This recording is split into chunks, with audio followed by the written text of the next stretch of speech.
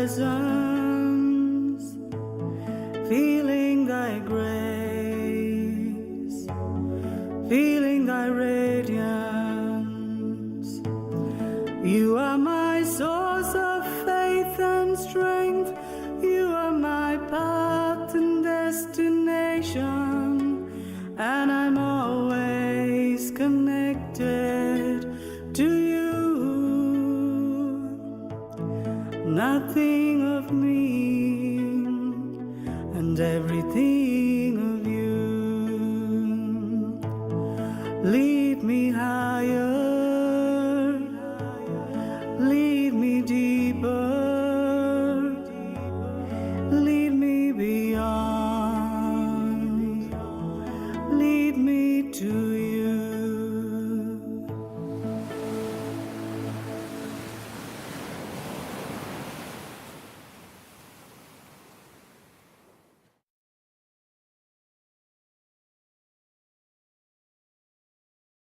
The vision of the people who walked this part of the land before you and before me was, they said, a world that is built purely on the grounds of differences will be a world of comparison, and in a world of comparison, somebody will always feel superior, somebody will feel inferior. It will build a world of exploitation and rebelliousness. And in one such world, brotherhood cannot exist, harmony cannot exist, peace cannot exist.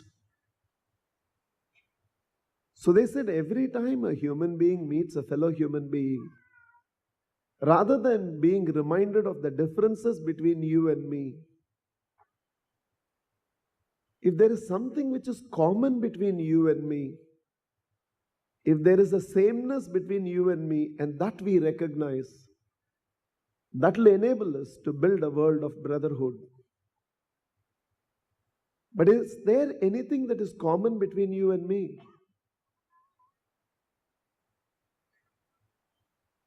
Electricity is the same. But that same electricity, through this amplification system, is amplifying my voice. Through the lighting system is lighting this entire auditorium. Through the air conditioning system is cooling the entire auditorium. Electricity is the same. Because it's manifesting itself through different equipments, there is a change in the manifestation, but the source of energy is one and the same. Similarly, that source of life, by whatever name we call it, God, soul, Atma, Christ, Buddha, Krishna, that source of life, that spiritual source of life, that energy of life, that is expressing itself right now through me, is the same source of life that is enabling you to listen to me. Through me, it is manifesting as the speech, and through you, it's manifesting as the listening faculty. 9 o'clock, the program will get over. I'll step down the dais. You might come and talk to me. We will swap roles. I will become the listener and you will become the talker. So they said, rather than recognizing the peripheral difference between you and the other, which is in the physical, mental, intellectual, and emotional planes, why don't you look at the spiritual base in you and the other? And thus, every time you meet a fellow human being, though your 5 senses will perceive the differences between the two of you,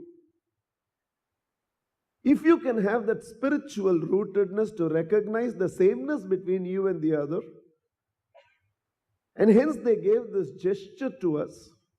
Whenever you meet a fellow human being, remind yourself and the other, I in spirit and you in spirit are one and the same. Whatever may be the superficial differences between you and me, Deep inside, spiritually, we are connected, we are one and the same. Beyond all the differences that we can perceive at the surface of who you are and who I am, deep inside, we are spiritual relatives. And the more and more you can recognize that oneness between you and the other and bow down to each other, because one of the greatest challenges of living a life where you keep achieving, you keep accomplishing, you keep succeeding in life, and yet do not allow all your success and accomplishments to become your ego. You don't let that become your arrogance. And one of the greatest challenges that we need to fight in life is that every result that we produce in life has the capacity to feed our ego. It is not just necessarily getting ego involved with the world. It can happen within a family. A few successes, and you in your 27 and 28 can get ego involved with your own parents. Chances are the success that you have produced right now is far more than what your parents have. And it can tempt you to get ego involved with your own parents, and the harmony of the family is gone. Could be you were in one plane and she was in one plane and both of you got married. An enormous amount of social recognition has come to you in life. And all of a sudden, you can, humans that we are, fragile humans we are, you may begin to look down at her. And somehow when ego comes in, the basic respect that you have for a fellow human being diminishes. And in the entire process, you begin to look down at somebody, the quality of relationship is going to get affected. Maybe you were nobody, he was nobody, and both of you were the greatest of friends. And into that materialistic race of succeeding, accomplishing, achieving, which we must, nothing expresses human potential than manifesting it through success. But all of a sudden, that dirty three-letter emotion, ego, can come in. And you may not be the best of friends. Doesn't matter what we achieve in life, what we accomplish in life. If it's going to result in disturbing the relationships that you share, and for some of us, that ego may not even come with the success and the accomplishments we achieve. It can come from feeling a sense of status in life. Let's put it blunt. If I stand here right now in the presence of all of you and see this as a 2-hour responsibility, people have trusted their 2 hours with you. Make it count. Make a difference to them. Somehow ensure the one who came into this auditorium before 7 o'clock and the one who leaves the auditorium at 9 o'clock, independent of their background, is able to find some trigger on life, some transformation on life.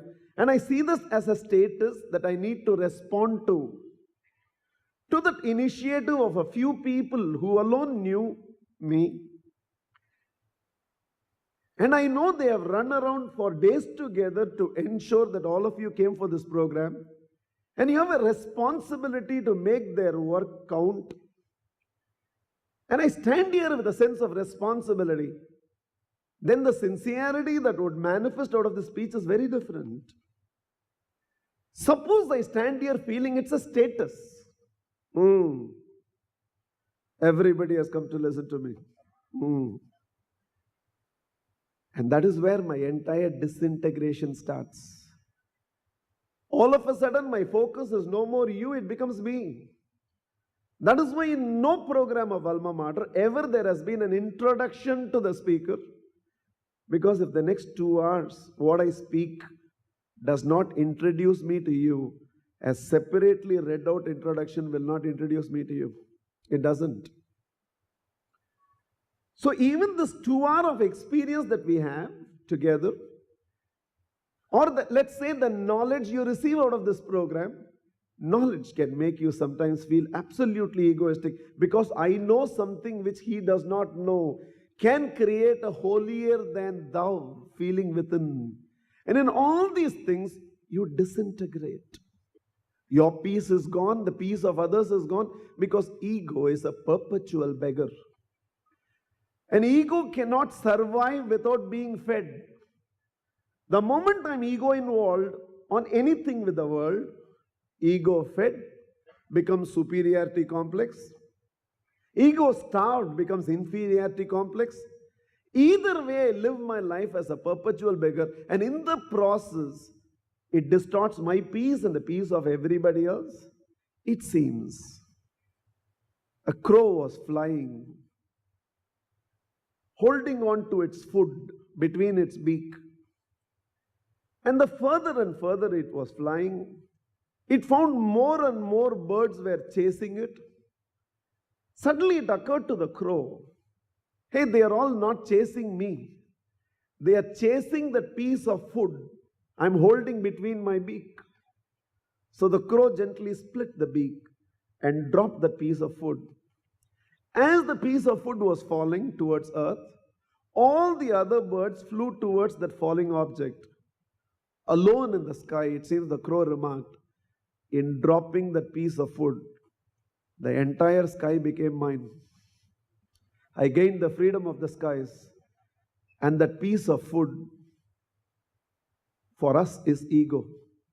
Experientially, I've seen when ego comes, everything else goes. The first exit is your peace of mind. When ego goes, everything else comes. And the first entrant is your peace. And how do I deal with this growing ego within me? The more and more I recognize, beyond the differences of physical, mental, intellectual, and emotional personalities between you and me, beyond the results that I have produced in life, beyond the success, beyond the accomplishment, beyond what I enjoy in life, beyond everything, beyond money, power, fame, position, status that I enjoy in life, beyond everything, when I meet a fellow human being, eventually when I meet anything that's another source of life, deep inside, if I can recognize I in spirit and you in spirit are one and the same, deep inside there is no difference. Look at the vision of the people who walk this planet. They said, if you want a world of harmony, see the world as your spiritual relatives. It will automatically make you feel responsible towards the rest of the world. Think about it. I would never come and tell you, I gave my right hand a bath today. I would only say, I had a bath today. Why? I see my right hand as my natural extension. I don't see this as other than me. The more and more I recognize, to start with in my own family,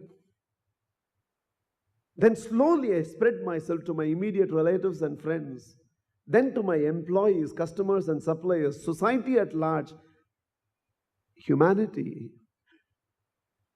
And I recognize the spiritual oneness. Then I think we spontaneously understand the responsibility of being born as a human being is in some way to live our life, where in living our life we not only lift ourselves, but in turn we lift the world around us. Needless to say, we are discussing all this on the birthday of a great Atma who lived every breath of his, lifting himself spiritually and in turn lifting an entire nation towards progress.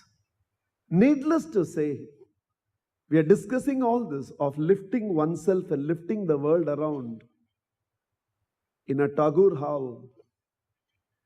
Who else gave a better message to us for us to live than Gurudev Rabindranath Tagore when he said, where the mind is without fear and the head is held high.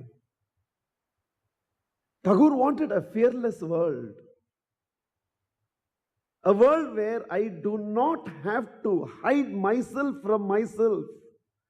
Only through ethical and moral living a human being can ever live his life with head held high and a mind without fear. As long as there are things that I keep doing in life where I have to hide myself from myself, It's not possible to live a life free from fear and the head held high. So the first need Gurudev had from all of us in this nation is where the mind is without fear and the head is held high, where knowledge is free. Somehow he believed the maturity of every human being must be invested in maturing other human beings. The intelligence of every human being must be used to evolve the intelligence of fellow human beings.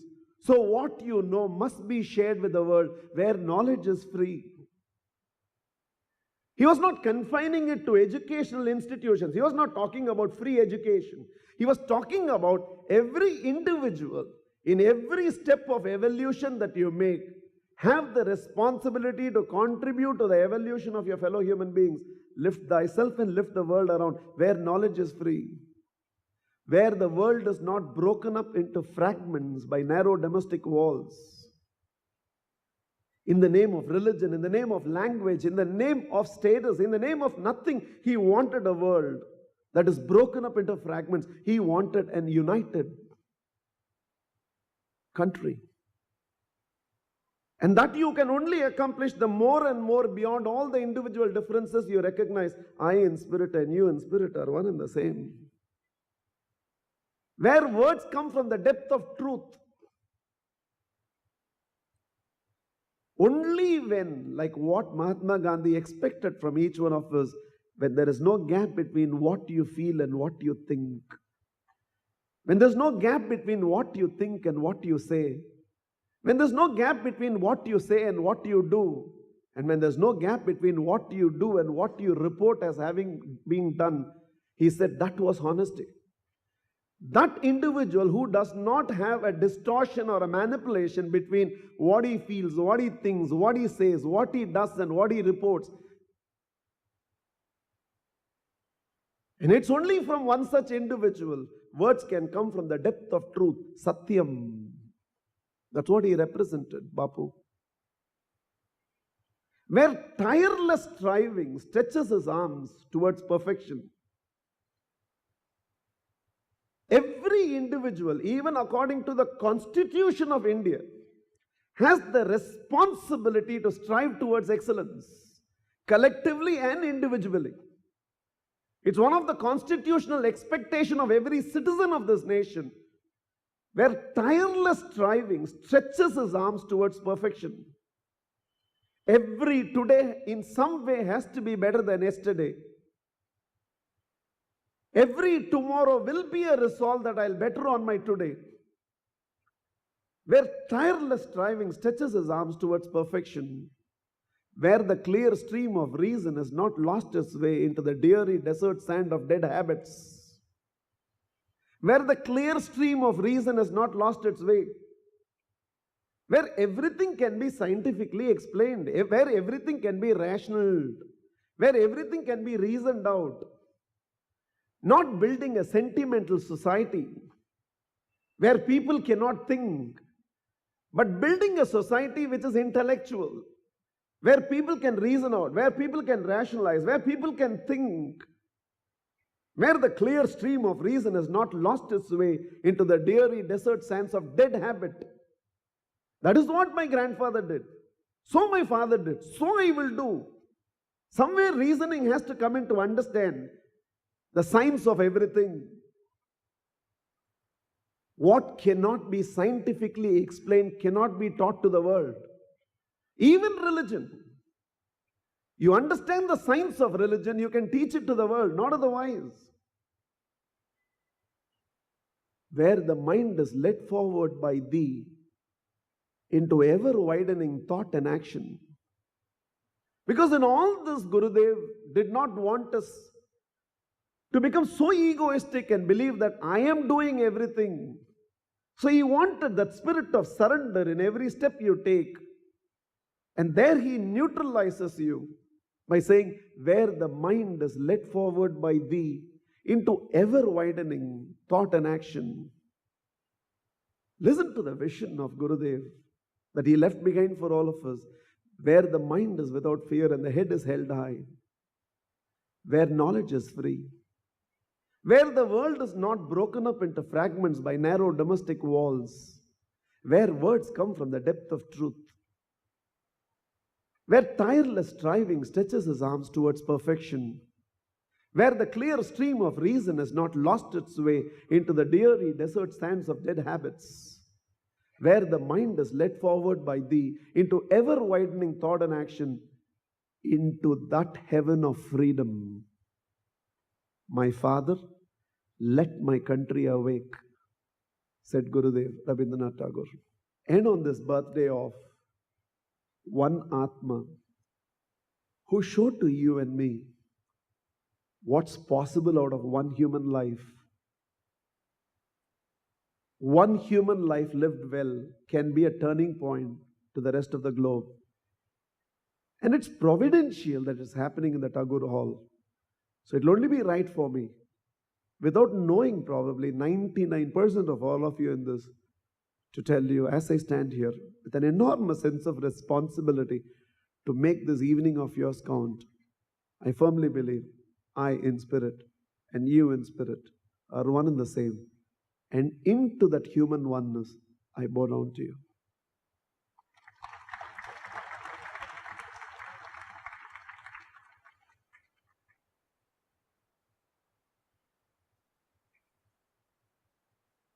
A time comes in the life of a caterpillar when it does not want to be a caterpillar anymore.